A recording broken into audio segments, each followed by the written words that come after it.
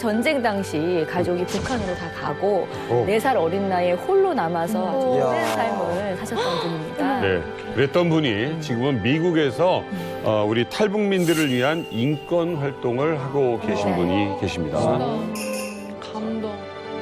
이분을 소개하게 돼서 저도 참 영광이고 너무너무 기쁩니다. 자, 김현 선생님을 모셨습니다. 안녕하세요.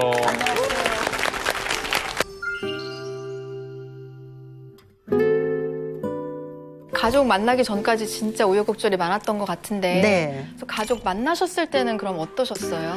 우리 어머님이 전문학교 학생이었잖아. 그다음에 막 수학여행, 그다음에 금태 안경 끼고 막 학교 선생이 이렇게 교장하고 이렇게 사진이 몇 개 있는데 그래서 나는 이제 막 우리 이모가 항상 네 엄마는 달덩이 같았다 해서 나는 그 달덩이를만 찾았는데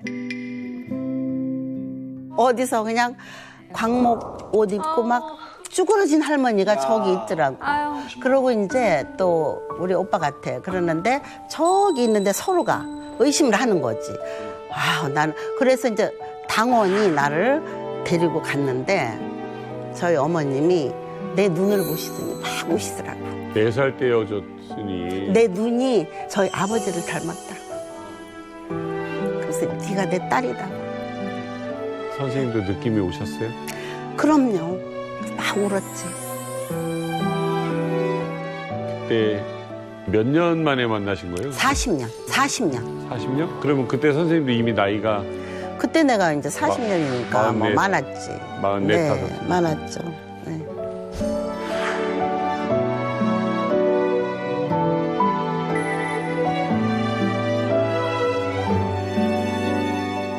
딱 봤는데 이제 피는 못 속이는 것 그렇지, 같아요. 땡기죠. 네, 그래서 근데 이제 어머님이 날 붙들고 우시니까 나도 그냥 저절로 끌어안고 울고 우리 오빠.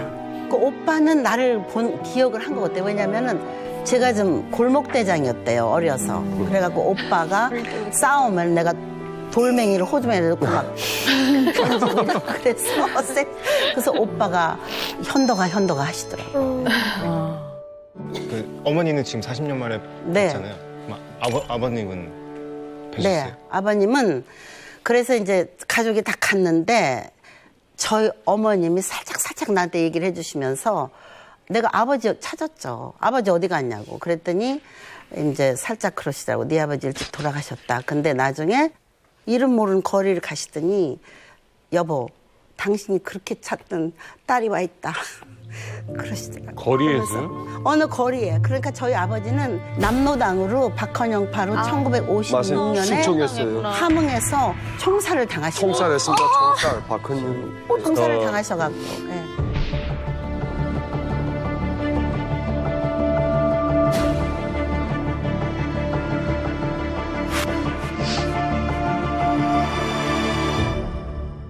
그래서 그냥 거리에 묻혔는데 다른 시체들하고 묻혔기 때문에 시체도 못 찾았지. 괜히 가가지고. 그러면 묘자리도 없고 아무것도 없고. 거적대기에 말려서 묻혔다고 그러시더라고요. 저희 어머니는. 몇 살에? 36살. 그 젊은 나이에? 네. 가서 얼마 사시지도 못했네요? 그렇죠. 거기서 우리 아버지한테 소리 지르고 당신이 이럴라고 여기 왔냐. 에? 그러고 막 진짜 몸부림을 치고 싶은데 못 쳤지.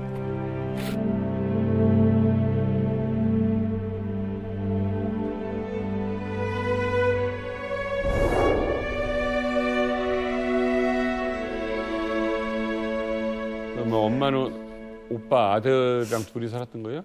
그래서 이제 오빠 하나, 나는 갈 때는 오빠하고 남동생이 있는 줄 알았는데 또 유복자가 하나 있었어요.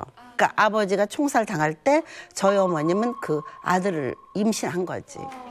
그 갔더니 아들 셋하고 살았는데 근데 이제 참 저희 어머님은요 저를 성경책 보면서 문을 다 잠그시고 감사의 기도를 그렇게 유창하게 하시더라고. 뭐 그렇게 감사할 일이 있어요? 저를 만났다고. 이제 어머니와 가족들이 사는 그 함흥 집에 들어가셔서 그래도 그 안에서 3일을 같이 보내셨는데 그 집 어떻게 시설은 좀 근데 그 집이 저희 그 어머님이 당분간 더 좋은 데로 옮겼대는데 완전히 열악했죠.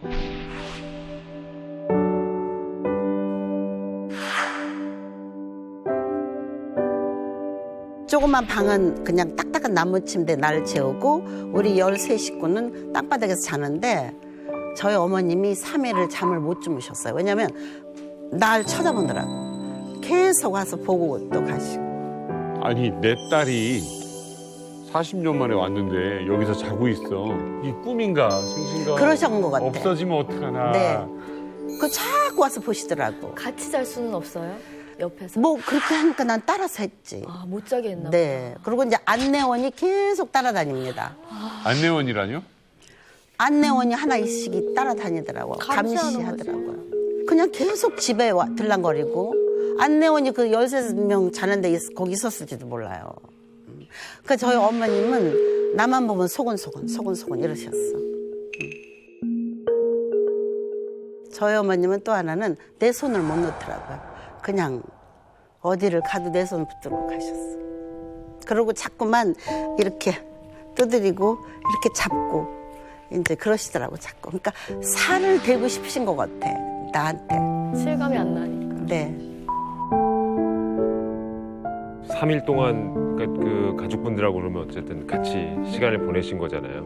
예. 한순간도 허투루 안 보내셨을 것 같은데 가장 기억에 남는 순간. 가장 기억에 남는 거는 그 아침상을 주는데 제 그 상에는 반찬이 한두 개 있었는데 내 식구들 상에는 밥밖에 없었어요. 상을 2개로 해서. 예.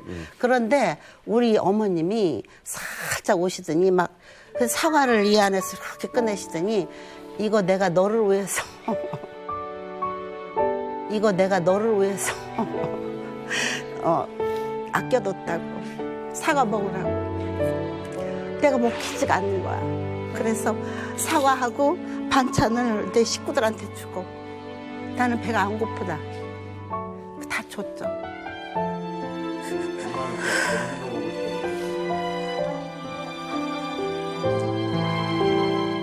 그렇게 3일 동안 보내시다가 이제 헤어질 시간이 다가왔을 때 정말 너무 슬프셨을 것 같은데요. 근데 이제 상황이 그러니까 그리고 내가 미국에서 뭐 그때 20년 살았을 때니까 너무 가슴이 아픈 거예요. 그래서 그때만 내가 카메라도 3개 가져가고 뭐 그러고 이제 막 그 비프 저기 같은 거 막 어쨌든 먹을 수 있는 건 다 가져가고 시계도 이렇게 배터리가 아니고 이렇게 하는 거 가져갔는데 그때 내가 헤어질 때 저는 이제 우리 그 재미기업포들은 막 금강산 이런 데 가면 막 백도라지 이런 걸 막 사는데 나는 그걸 쓸 수가 없더라고. 그래서 돈하고 그 내가 갖고 있는 거 다 드리고 그러고 이제 사실 운동화 하나, 옷 단벌 그런 옷만 입고 다 주고 나갔죠. 선생님 삶도 많이 바뀌셨겠어요? 내가 그 뭐라고 할까 그 미국의 시민 아닙니까 미국. 그래서 이제 그런 면에 활동을 많이 했고 저는 미국 주류사에서 많이 뛰었거든요. 그러면서 이제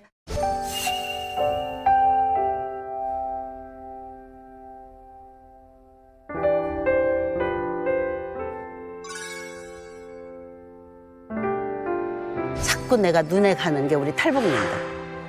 그래서 내가 뭐 많이 한 것도 없고 뭐 그렇지만은 제가 이 그 우리 탈북 우리 민 비영리 단체를 만드는 것도 이게 다 제가 내 가슴이 아프니까 이렇게 만드는 거예요.